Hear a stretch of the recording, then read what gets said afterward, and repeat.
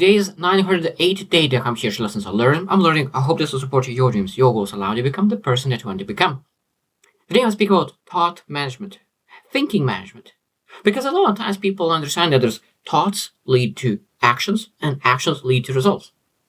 So that foundational things is understanding how you're thinking. What kind of thoughts do you have on a consistent basis? Because we understand that we have 50,000, 60,000, 100,000 thoughts per day. And every single day we have 80, 90, 95% of thoughts the same as yesterday. So every single day we have exactly the same thoughts that we had a day before.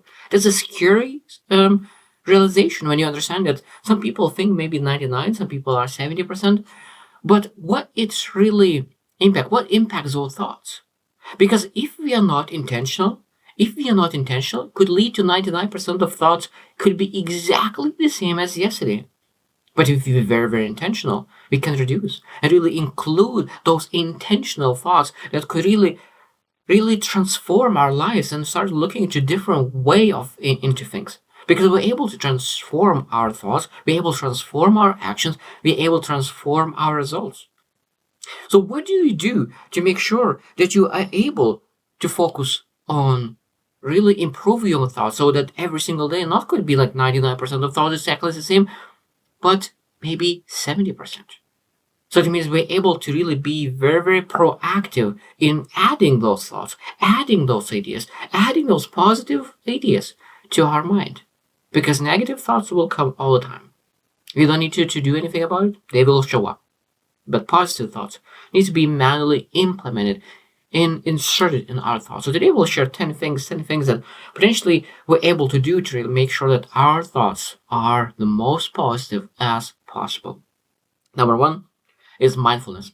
Really being able to really sit down with your own feelings, thoughts, sensations, and really understand them and direct our thoughts where they're supposed to be. So that means we're able to do like some exercises, meditation, breathing exercises, really that we're able to focus our thoughts. That is part of thought management, that you're able to really sit down, shut your mind, and really able to really direct your thoughts.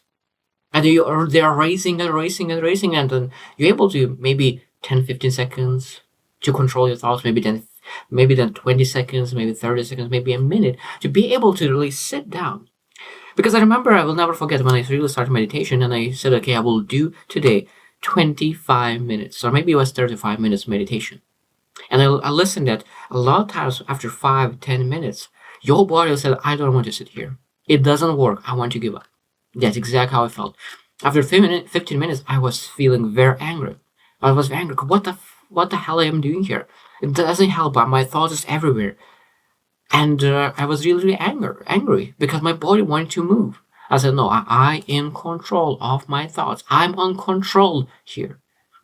And after I really made a decision that I will sit here for 25 minutes or 35 minutes, everything starts to really become much more clear. It takes a while to really battle yourself. It takes a while. And a lot of times you will think that it doesn't work because you never done it before. And sometimes you need to go through that phase. And mindfulness is very, very great thought management tool. Being able to be present right here and thinking the thoughts rather to now present rather than something else. Number two is cognitive behavior therapy. This is very interesting. That approach that really identifies real negative thoughts and patterns and behaviors. It really helps understand that there's some distorted thinking in people's minds, and really understanding that we're able to really balance our thoughts and really understand that we're able to adjust and really find those patterns, behavior, thoughts that is coming to our mind and really change them to understand that, because a lot of times what happens is a pattern and there's a circle. You start to believe that you're not able to do it because you don't believe it, then you don't do it, and then because you don't do it, you don't get any results, and because you don't get results, you start to believe that you're not able to do it, and it just goes circles and circles. You never do what you potentially could do. But if you really start breaking that pattern and say that I'm able to do those things, I'm able to improve, I'm able to really build a skill set, because every single person are able to. We are much, much more flexible than we think we are. And we're able to really understand that, okay, I'm able to break the pattern. of our thoughts to find the thoughts that works the best. Number three is goal setting. It's a very beautiful thing because a lot of times we live in the past and we're thinking that our future will be as a past. But when you're really actually able to set the goal, really very smart goal, like specific, measurable, achievable, actionable, realistic, and timely based. Now your thoughts could be based, okay, how I could achieve this specific goal on a specific time. And when you start thinking about, I want to achieve this goal in the next 3 months, and you're really thinking about how to achieve that, your thoughts will be focused on making this goal happen rather on some kind of disappointing thing. So it's very, very important that we focus on the goal rather than focusing on the things that potentially could be bad. Because a lot of things, if your life is challenging, but you're able to focus on the goal, you will forget about challenges at some points. Because if you achieve the goal, those challenges will disappear a lot of times regarding the finances and health. And a lot of times is goal setting is very, very important to make sure that you're able to manage your thoughts properly. Number four is journaling. I think that's every single person sometimes feel that overwhelming feeling of emotions and thoughts. Seems like thousands of thoughts coming into your place, and it seems that it's impossible to go through them. And when sometimes we just take a pen and you start writing down, and you write down and start writing down, and after a while you start to see that, oh, I wrote down only like 7 or maybe 10 things, maybe even 5 things, and now it's finally clear. And you thought it is 1,000 things in your mind. But now on your paper is only 10 things, but you're already clear. It's such a big power because it seems that it will take forever to write things down. But when you write down for 2 minutes, now you feel much, much better. It's such a powerful village journaling. I truly believe I sometimes forget how important it is. And when you really write down properly, you really try to put everything on your journal. It clears your head out because now you know exactly what you need to deal with, and you're able to prioritize things to make sure that you focus your thoughts on the most important things right now. So number 5 is time management. So that means that when you manage time and you understand that, okay, which time I will think about what. It's very, very powerful to block time to think. Block time to think. So that means when you have a problem, you block the time to think about it. So that means you don't need to think about your problem all day long. That's where people get lost a lot of times. They think all day long how to fix a problem and you don't do anything about other things. But when you really block the time, I will focus on that problem at 5 p.m. from 5 to 6. So you have 1 hour to really think out all the possible solutions to fix a problem. All other times you're able to focus on things that really could improve your life, improve your energy, things that could really focus on really making you better. So you don't need to spend 24/7 to really thinking about how to fix the problem. Sometimes you just need an hour to really think it through, write it down on the paper, or maybe even seek support to make sure that you're able to achieve great things. And really, time management is reducing thinking time because you know exactly what to do, because a lot of times people spend so much time, including myself, spend so much time thinking what to do rather than doing the action itself. Number 6 is stress management. Again, where the stress is coming from? Are you coming from anxiety of the future, or coming from the past? Where's the stress is coming from? Because I think that we need to understand that when you understand where it's coming from, because when you live presently, mindfully, in the moment, there is no stress in present moment. You potentially could be in nature, you can be in your room. There's no stress at all. There's only stress from the things that you think about the future or about the past.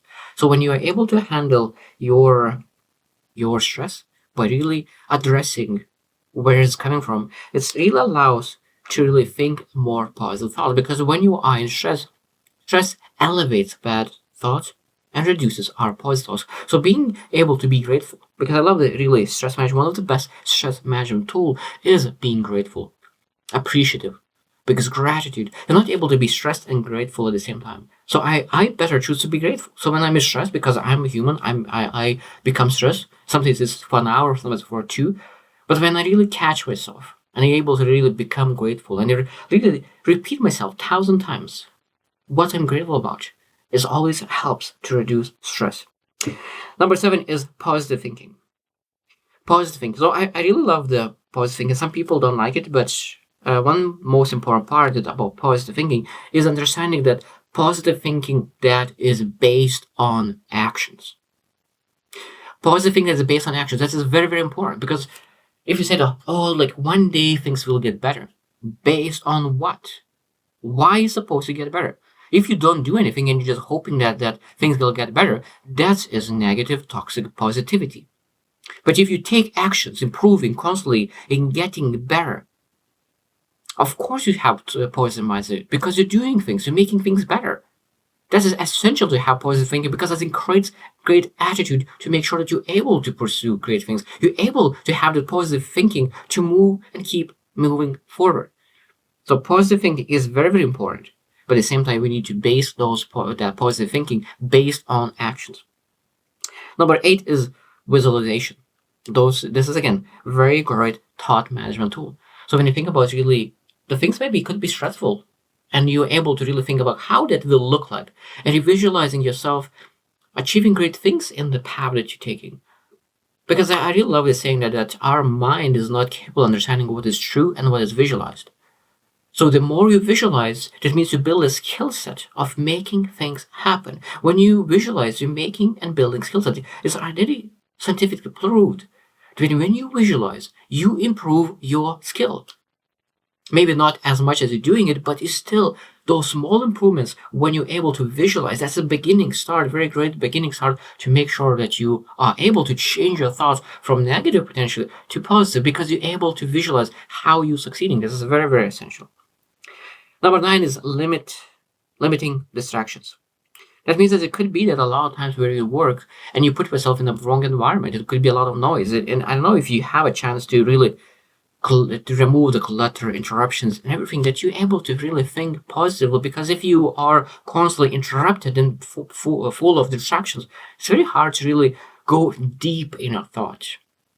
Because a lot of times when you start thinking, you are at surface level.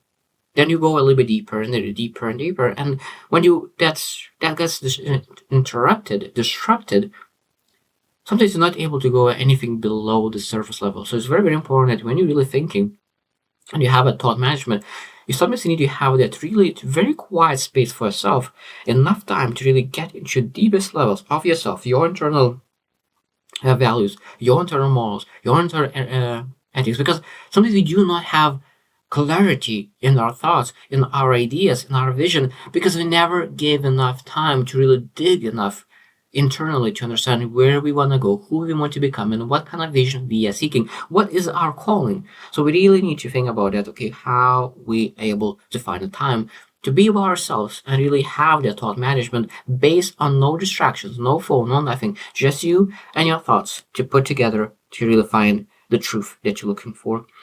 And number 10 is seeking support. Sometimes when you really think it through, and you get lost in all those thoughts, and sometimes it seems that you have like 95% of information, but something is missing. And number 10 is then seeking support. Is you're able to ask some kind of friend, family member, maybe a significant other, or maybe a therapist. Because this is very, very common that massively successful people have been, the majority of people have been from therapy. Just understand what is things that they need to heal through, that they could be the best people possible. They are vulnerable and able to share what they're going through, because they want to become the best as they can. And sometimes being able to ask for help is those things that really help to elevate people to another level. So being able to ask for support is really how we're supposed to think. So that means if you were in my situation, what way you will be in what way you could think about exactly the same. Like if you're going through this situation, what kind of thought process you would have in this situation? That means that how you think is sometimes much more important. That is not what you think. How you start thinking, what kind of questions you ask, you're able to ask the person, and really they give you the process of decision-making process, how they make decisions, really understands, okay, how we're supposed to make my thoughts into place that I could make a better decision for myself as well.